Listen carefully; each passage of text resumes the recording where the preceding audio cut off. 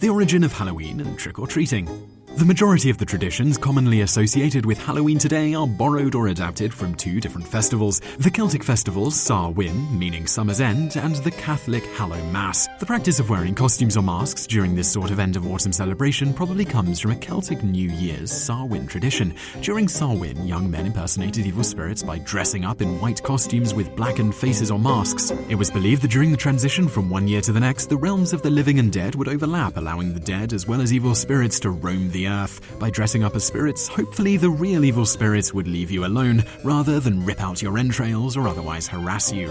In the 8th century, the Catholic Church was trying to provide an activity that would hopefully stamp out the old Samhain tradition. So they moved and modified a couple of hundred-year-old Catholic tradition from May the 13th to November the 1st. The new version of the celebration included All Hallows Even, All Saints' Day, and All Souls' Day, collectively called Hallowmass. Many of the traditions of Samhain were adapted into these Catholic festivities, and sometime between the 11th and 15th centuries, the Church adapted the Celtic costume tradition to now dressing up as saints, angels, or demons. As for the trick-or-treating or guising tradition, beginning in the Middle Ages, children and sometimes poor adults would dress up in the aforementioned costumes and go around door to door during Hallowmass begging for food or money in exchange for songs and prayers, often said on behalf of the dead. This was called souling, and the goner begging were called soulers. Souling ultimately gave rise to guising in the UK starting in the 19th century. This was pretty much the same thing, except instead of offering prayers, the children would tell jokes, sing songs, or perform in some other way in exchange for a treat. Hallowmass was generally shunned by Protestants in America until the late 19th or early 20th century, when it is thought to have been brought over by Scottish and Irish immigrants, with the first documented reference of it in North America around 1911. Within a couple of decades in North America, guising gave way to trick-or-treating. In this new practice, children no longer performed for treats, but instead vandalized and extorted for their food item.